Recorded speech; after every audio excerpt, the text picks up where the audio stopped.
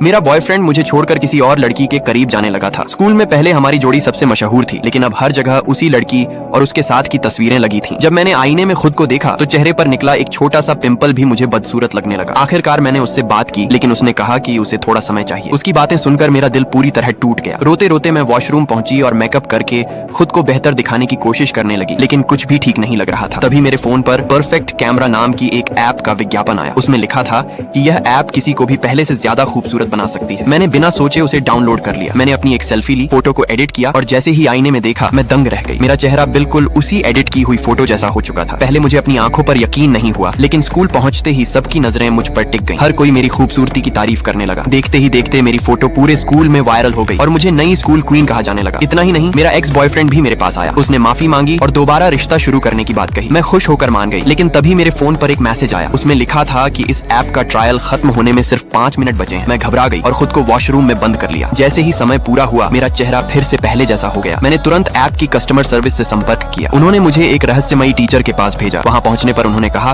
कि अगर मुझे इस ऐप का असली वर्जन चाहिए तो एक कॉन्ट्रैक्ट साइन करना होगा। मैंने बिना कुछ सोचे अपनी उंगली से खून निकालकर उस कागज पर हस्ताक्षर कर दिए। अगले ही पल मैं फिर से पहले से भी ज्यादा खूबसूरत बन गई, लेकिन मुझे बिल्कुल अंदाजा नहीं था कि इस खूबसूरती की कीमत मेरी पूरी जिंदगी बनने वाली है। कॉन्ट्रैक्ट साइन करने के बाद मेरी जिंदगी पूरी तरह बदल गई। अब पूरा स्कूल मेरी खूबसूरती की तारीफ करता था। हर कोई मुझसे पूछता कि मेरी चमकती त्वचा का राज क्या है, लेकिन उस टीचर ने मुझे 2 सख्त नियम बताए थे। पहला, मेरा फोन कभी बंद नहीं होना चाहिए, क्योंकि अब बंद होते ही उसका असर खत्म हो जाएगा। दूसरा, मेरा फोन बिल्कुल भी टूटना नहीं चाहिए। शुरुआत में मैंने इन बातों को हल्के में लिया, लेकिन धीरे धीरे मैं हर समय सिर्फ अपने फोन और अपनी खूबसूरती के बारे में सोचने लगी। एक दिन फोन की बैटरी खत्म होने लगी। मैं इतनी घबरा गई कि दूसरों का चार्जर तक खींच लिया। मुझे किसी की परवाह नहीं रही। तभी टीचर का मैसेज आया कि अगर मैं इस ऐप का ज्यादा इस्तेमाल करूंगी तो खराब ऐप नहीं बल्कि मैं खुद हो जाऊंगी। उसी दौरान मैंने अपने एक्स बॉयफ्रेंड को दूसरी लड़की के साथ हंसते हुए देखा। गुस्से में आकर मैंने खुद को और भी ज्यादा सुंदर बनाने के लिए ऐप का इस्तेमाल करना शुरू कर दिया, लेकिन इस बार ऐप में अजीब गड़बड़ होने लगी। फोटो बिगड़ने लगी, फिर भी मैं और खूबसूरत दिखाई दे रही थी। अब मुझे अपनी शक्ल से एक अजीब सा जुनून हो चुका था। तभी कुछ लड़कियां मेरा फोन छीनने लगी। छीना झपट्टी में फोन जमीन पर गिर गया और उसकी स्क्रीन टूट गई। अगले ही पल मैंने आईने में देखा तो मेरे चेहरे पर भी दरारें पड़ चुकी थी। मैं डर के मारे भागने लगी। लोग मेरी तस्वीरें लेने लगे, लेकिन मैं अपना चेहरा छिपाती रही। मुझे लगने लगा था कि मैं कोई इंसान नहीं बल्कि एक डरावना राक्षस बन चुकी हूँ। आखिरकार